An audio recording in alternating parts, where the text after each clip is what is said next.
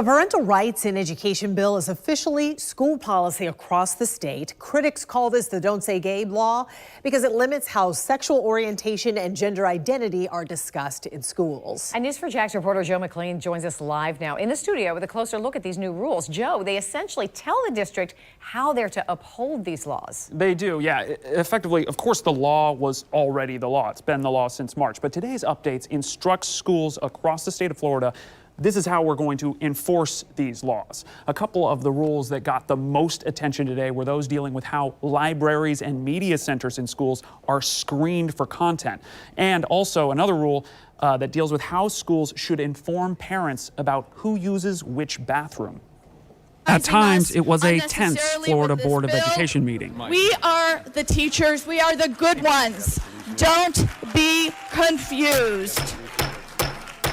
As the 7-member state Board of Education passed a bundle of new rules, they effectively enshrine and strengthen some recent state laws, including the Parental Rights in Education law, dubbed the Don't Say Gay bill by critics, and last year's HB 5, the Civic Education law, which said teachers were not allowed to make students feel guilt or shame about race through their lessons. Critics say these rules ostracize LGBTQ students and students of color and advance harmful rhetoric for political purposes.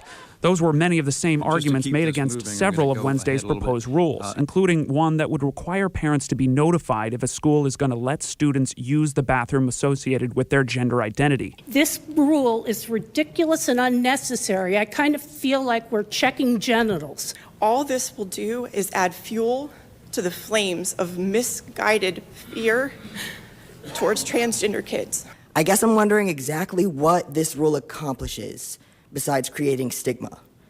I also can't help but wonder how a school will determine whether a student is transgender so that a rule like this can be enforced. Those in support of the rule were largely from conservative political organizations Moms for Liberty, County Citizens Defending Freedom, and Turning Point USA. We are the ultimate decision maker, the overseer, so parents should be fully informed on what is happening in their child's educational environment, including where they are able to take care of personal hygienic necessities.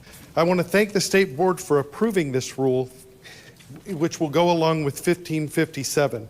Teachers teaching sexual ideology to children should be fired, and their teaching license should be revoked. Supporters say the rules expand the rights of parents. Opponents say citizens don't have the right to take away other citizens' rights. Another rule adopted by the board today lays out the process for screening books that appear in school media centers. And another rule expands the definition of media centers to apply to classroom libraries as well. Another rule the board adopted is a system for